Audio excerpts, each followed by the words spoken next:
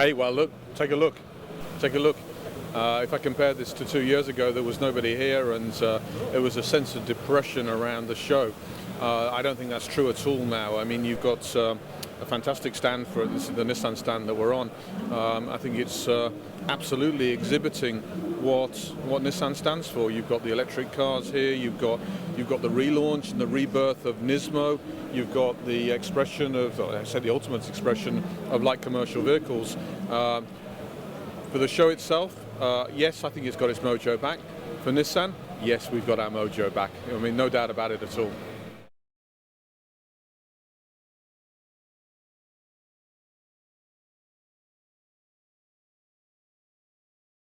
Well, isn't it great? You know, 3 years ago we said that we were going to launch the first EV, and you know, we just heard people talk that we'd completely lost our minds. You know? I remember one CEO of one particularly big car company said electric cars are for golf carts. The same company now has a concept car of an EV. So, you know, the great news is I think we anticipated the market well. I think we created the market, to be frank. And we've now got 3-year leadership on everybody else in the market. There are basically no other car companies that basically have dedicated EVs. A few have converted gasoline cars, but no one has a portfolio coming of dedicated EVs. Now, talk about Nissan specifically. Obviously, you know, Leaf is doing well. We've sold 20,000, approaching 20,000 cars globally. That means by far we're the #1 EV maker worldwide. We own that position.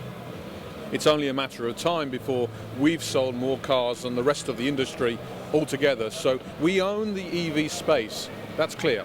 Now we need to continue owning that space. We need to be the go-to guys when people talk about electric cars and, frankly, zero-emission cars. And this show is somewhere about expressing what electric cars can do for us. Now, you know that we've got the Leaf, we've got the van coming, we've got an Infiniti sedan coming, and we've got another kind of city car that's going to be coming. That's an expression of defining that space. Now, beyond that, what else do you need to do to keep leadership?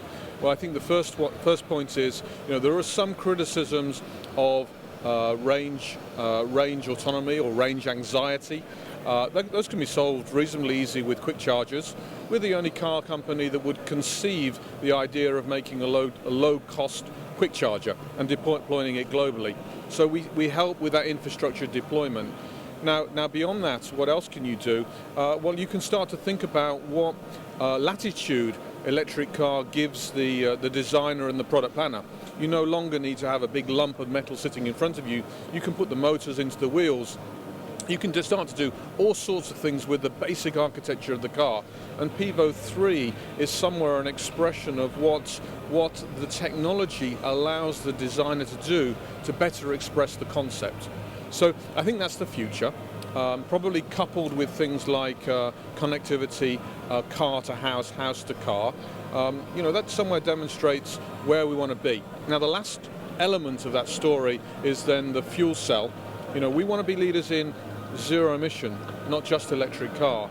So it therefore follows that we should also exploit our advantages in battery technology and fuel cell research to also be a leader in that kind of technology.